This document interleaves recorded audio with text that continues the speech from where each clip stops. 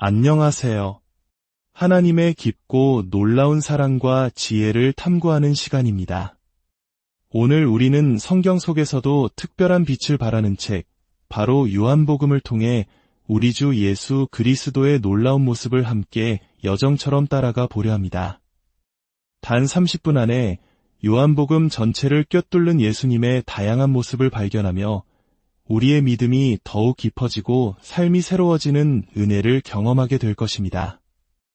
이 귀한 말씀을 듣기 전에 잠시 시간을 내어 구독과 좋아요를 눌러주시면 더 많은 영혼에게 하나님의 은혜가 흘러가는 통로가 될 수 있습니다.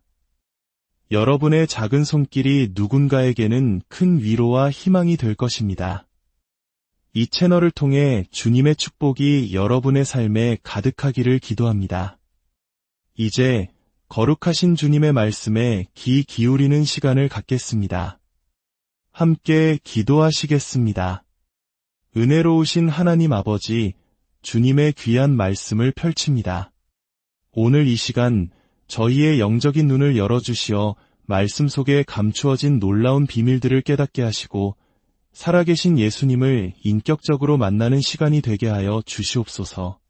모든 영광을 주님께 올려드리며 이 모든 말씀 우리 주 예수 그리스도의 이름으로 기도드립니다. 아멘. 자, 이제 요한복음의 세계로 들어가 보겠습니다. 요한복음 한 장은 예수님을 말씀으로 선포하며 시작합니다. 1절은 태초에 말씀이 계시니라 고 증언합니다. 그런데 요한은 단지 말씀이라는 한 단어에 그치지 않고 9가지 측면에서 그 의미를 깊이 파고듭니다. 첫째, 1절에서 예수님은 선재하시는 말씀이십니다. 세상이 창조되기 이전부터 존재하셨던 분입니다. 둘째, 2절에서는 인격적인 말씀이십니다. 그저 개념이나 힘이 아니라 하나님과 함께 교제하시는 인격체이십니다. 셋째, 3절에서는 창조의 말씀이십니다. 만물이 그로 말미암아 지은 바 되었으니 그가 없이는 된 것이 하나도 없습니다. 넷째, 4절에서는 생명을 주시는 말씀이십니다. 그 안에 생명이 있었으니 이 생명은 사람들의 빛입니다. 다섯째, 5절에서는 빛이 어둠에 비치되 어둠이 깨닫지 못하더라 고 하신 빛을 주시는 말씀입니다. 여섯째, 9절에서는 모든 사람에게 비추는 참빛, 즉 우리를 조명하시는 말씀입니다.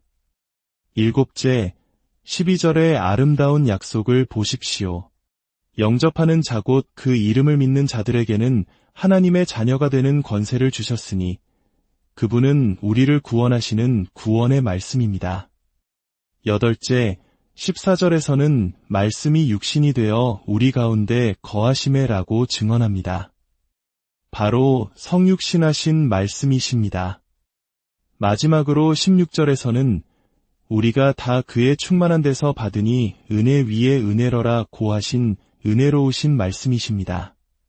2장으로 넘어가면 가나의 혼인 잔치 이야기가 나옵니다. 2장 11절은 예수께서 이 첫 표적을 갈릴리 가나에서 행하여 그의 영광을 나타내심에 제자들이 그를 믿으니라 고 기록합니다. 여기서 예수님은 기적을 행하시는 인자, 즉 사람의 아들로 오신 메시아의 영광을 드러내십니다. 3장에서는 니고데모와의 대화를 통해 예수님이 신성한 스승이심을 보여줍니다. 2절에서 니고데모는 밤에 예수님을 찾아와 랍비여, 우리가 당신은 하나님께로부터 오신 선생인 줄 아나이다라고 고백합니다. 4장에서는 사마리아 여인과의 만남을 통해 예수님이 영혼을 구원하는 분이심을 깨닫게 됩니다. 29절에서 여인은 동네 사람들에게 달려가 내가 행한 모든 일을 내게 말한 사람을 와서 보라이는 그리스도가 아니냐고 외칩니다. 예수님은 한 영혼을 찾아가시는 진정한 전도자이십니다. 5장에서는 38년 된 병자를 고치시는 장면이 나옵니다.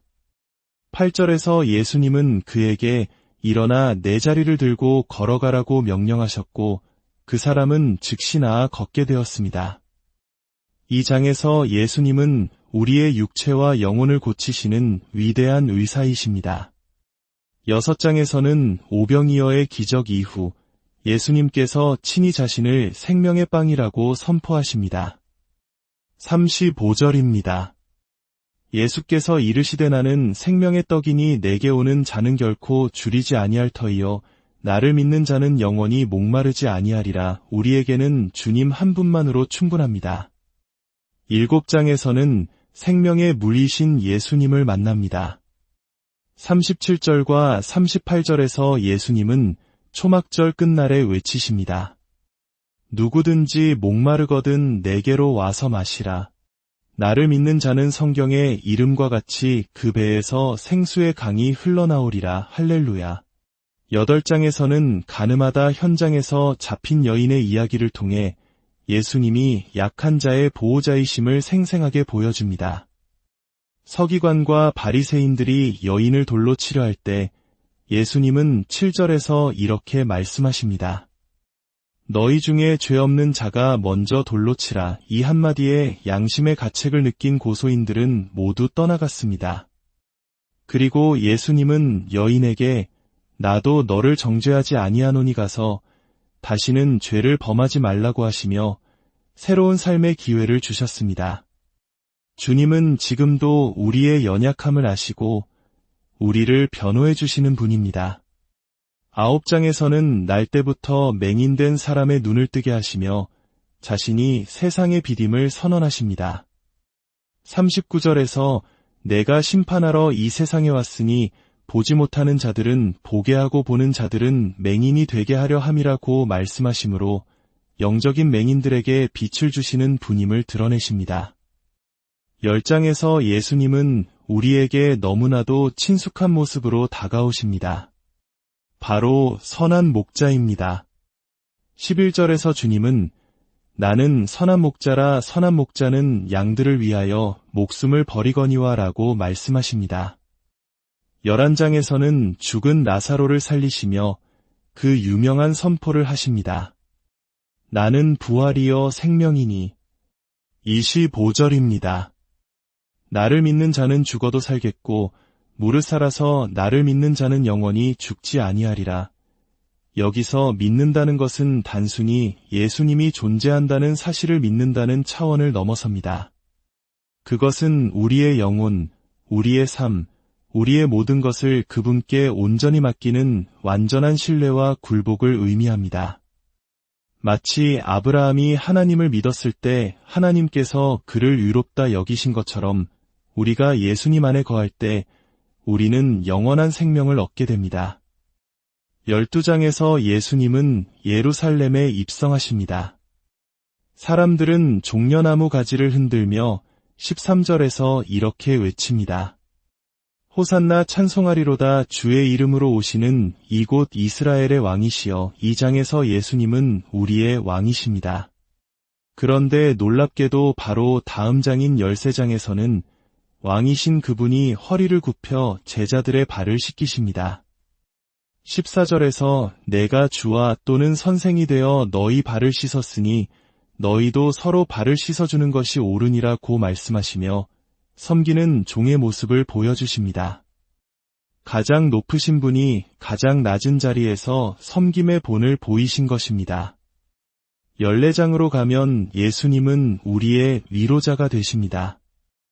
16절에서 내가 아버지께 구하겠으니 그가 또 다른 보혜사를 너희에게 주사 영원토록 너희와 함께 있게 하리니라고 약속하십니다. 또 다른 보혜사라는 말은 예수님 자신이 첫 번째 위로자이심을 의미합니다. 혹시 지금 깊은 슬픔과 상실감 속에 계신 분이 있습니까? 세상의 그 어떤 위로도 잠시일 뿐이지만 우리 주님은 우리의 슬픔을 아시고 영원한 위로와 평안을 주시는 분입니다. 수고하고 무거운 짐진 자들아 다 내게로 오라 내가 너희를 쉬게 하리라는 주님의 음성을 들으십시오. 15장에서 예수님은 자신을 참 포도나무라고 비유하십니다. 1절에서 나는 참 포도나무요 내 아버지는 농부라고 말씀하시며 우리가 그분 안에 거할 때에만 열매 맺는 삶을 살 수 있음을 가르쳐 주십니다. 16장에서는 성령을 보내주시는 분으로 나타나십니다. 7절에서 내가 떠나가는 것이 너희에게 유익이라 내가 떠나가지 아니하면 보혜사가 너희에게로 오시지 아니할 것이요 가면 내가 그를 너희에게로 보내리니 라고 약속하십니다. 17장은 예수님의 대제사장적 기도로 가득 차 있습니다. 여기서 예수님은 우리를 위한 위대한 중보자이십니다. 놀라운 사실은 9절에서 예수님은 내가 비옵는 것은 세상을 위함이 아니요 내게 주신 자들을 위함이니이다 라고 기도하신다는 점입니다. 바로 지금 이 순간에도 주님은 하늘 보좌 우편에서 불신자나 세상을 위해서가 아니라 바로 당신, 하나님의 자녀인 당신을 위해 기도하고 계십니다. 이 사실 하나만으로도 우리는 어떤 어려움 속에서도 평안을 누릴 수 있습니다. 18장은 예수님의 순환을 자세히 묘사합니다. 이 장 전체를 통해 예수님은 우리를 위해 고난받으시는 위대한 고난자의 모습을 보여주십니다. 조롱당하시고 채찍에 맞으시고 십자가를 지셨습니다. 19장에서는 그 고난의 절정, 십자가에 달리신 예수님을 봅니다. 17절과 18절은 저희가 예수를 맡음에 예수께서 자기의 십자가를 지시고 해골이라 하는 곳에 나아가시니 저희가 거기서 예수를 십자가에 못 박을세라고 기록합니다. 그분은 우리 죄를 위해 높이 들리신 우리의 구원자이십니다. 하나님이 우리에게 원하시는 것은 단 하나, 우리의 죄를 그분께 가져가는 것입니다. 20장에서는 마침내 죽음을 이기신 예수님을 만납니다. 19절에 제자들이 두려움에 떨며 문을 닫고 모여 있을 때 부활하신 예수님이 그들 가운데 나타나 너희에게 평강이 있을지어다라고 말씀하십니다. 그분은 죽음의 정복자이십니다. 못자국 난 손과 창에 찔린 옆구리를 보여주시자 제자들은 비로소 기뻐했습니다. 마지막 21장. 이 놀라운 복음서는 어떻게 끝을 맺을까요? 바로 사람을 회복시키시는 분이신 예수님의 모습으로 마무리됩니다. 주님을 3번이나 부인했던 베드로에게 찾아가신 예수님은 그를 책망하지 않으셨습니다. 대신 3번 물으셨습니다. 요한의 아들 시몬아, 내가 나를 사랑하느냐? 그리고 그에게 내 양을 먹이라는 위대한 사명을 다시 맡기십니다. 3번의 부인, 3번의 사랑 고백, 그리고 3번의 사명 부여. 이것은 완전한 회복의 선언입니다. 우리 한국인들은 역사 속에서 수많은 실패와 좌절을 겪고도 다시 일어선 민족이기에 이 베드로의 이야기, 다시 기회를 주시는 주님의 이야기가 더욱 가슴 깊이 다가올 것입니다. 혹시 여러분 중에 과거의 실패로 넘어져 있거나 사역의 길에서 멀어졌거나 믿음의 길에서 방황하고 있는 분이 있습니까? 우리 주님은 회복의 하나님이십니다. 삼손을 회복시키셨고 베드로를 회복시키셨던 그분께서 바로 지금 당신을 회복시키기 원하십니다. 그분은 2번째 기회를 주시는 하나님이십니다. 오늘 요한복음을 통해 우리는 말씀이신 예수님, 인자이신 예수님, 생명의 빵과 물이신 예수님, 선한 목자, 부활과 생명, 왕과 종, 위로자와 중보자, 그리고 마침내 우리를 회복시키시는 예수님을 만났습니다.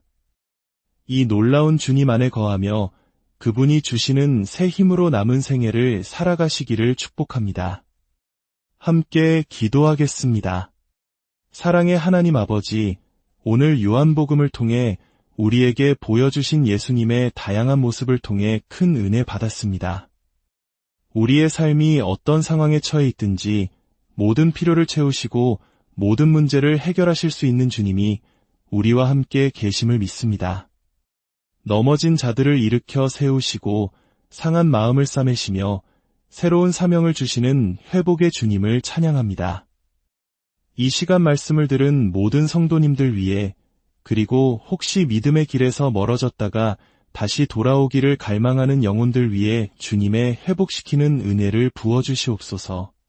여러분의 가정과 일터 위에 그리고 여러분의 모든 기도 제목 위에 주님의 평강과 회복의 은혜가 넘치기를 우리 주 예수 그리스도의 이름으로 축원합니다.